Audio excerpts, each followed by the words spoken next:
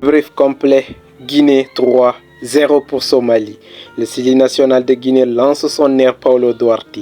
La Guinée a parfaitement négocié son duel face à la Somalie en s'imposant ce vendredi sur le score de 3-0. Au-delà du résultat, cette victoire représente un tournant puisqu'elle est la première de Paulo Duarte depuis sa prise de fonction. Le technicien portugais, réputé pour sa rigueur tactique, a posé ses premières marques dans un match où le Sili national de Guinée a dominé, mais où certaines limites se sont également révélées. Une première période maîtrisée. Dès l'entame, la Guinée s'est montrée entreprenante, cherchant à imposer son rythme. La possession a rapidement pensé en faveur des Guinéens, mais les premières incursions manquaient de justesse dans le dernier geste. Il a fallu attendre la 22e minute pour voir la différence se faire. Serhou Guirassy, parfaitement servi, a ouvert le score d'une frappe imparable en caviar.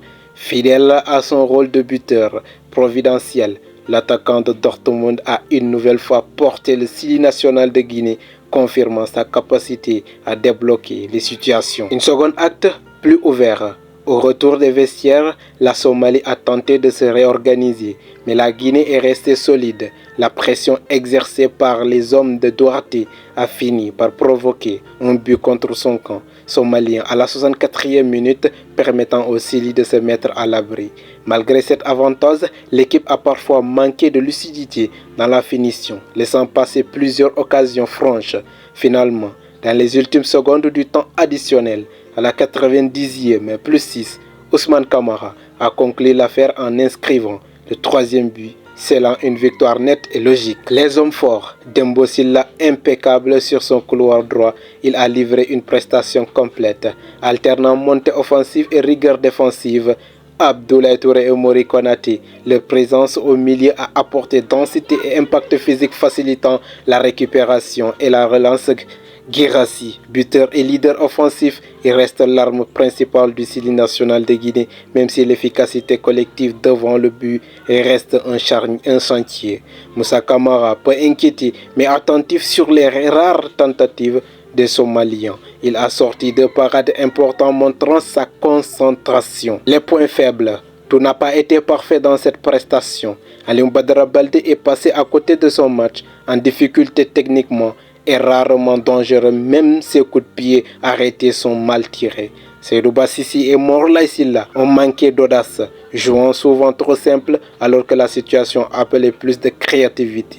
Isiaga Sylla, le capitaine, a rendu une copie mitigée d'après moi, sans apporter l'impact habituel sur son couloir gauche. Ces manques montrent que la Guinée doit encore progresser dans la prise de risque, la confiance individuelle et la précision offensive. Les satisfactions du banc. Eh oui, les satisfactions du banc. Les entrées de Aboubakar Bachir Bangoura et Al-Hassan Bangoura ont été bénéfiques. Plus de vivacité, de mobilité et d'envie dans les phases offensives. Une preuve que la profondeur de banc peut constituer un atout pour Paulo Duarte. L'impact du sélectionneur, le nouveau sélectionneur Duarte. Tactiquement, Duarte a déjà imprimé son style.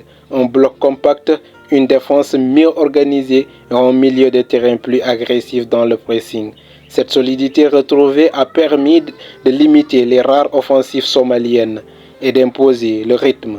Mais il faudra désormais travailler sur la créativité et l'efficacité offensive pour franchir un cap face à des adversaires plus redoutables. Classement et perspective. Avec ce succès, la Guinée grimpe provisoirement à la 3e place du groupe, en attendant le choc entre l'Ouganda et le Mozambique. Cette victoire est un bouffée d'air frais, mais aussi un signal fort. Le Sili est en reconstruction et les bases posées laissent entrevoir de belles perspectives. Le Sili national de Guinée sort donc de ce match avec un mélange de satisfaction et d'exigence. Satisfaction car le score est net et l'organisation semble prendre forme. Exigence car le manque d'efficacité offensive et les hésitations de certains cadres rappellent que le chemin reste long. Paulo Duarte peut savourer sa première victoire, mais il sait déjà que le dur commence à transformer cette dynamique en véritable constante pour porter la Guinée vers ses ambitions continentales et mondiale. C'était tout pour la vidéo. N'hésitez pas de vous abonner, de partager, de liker. On se dit à la prochaine pour une nouvelle vidéo.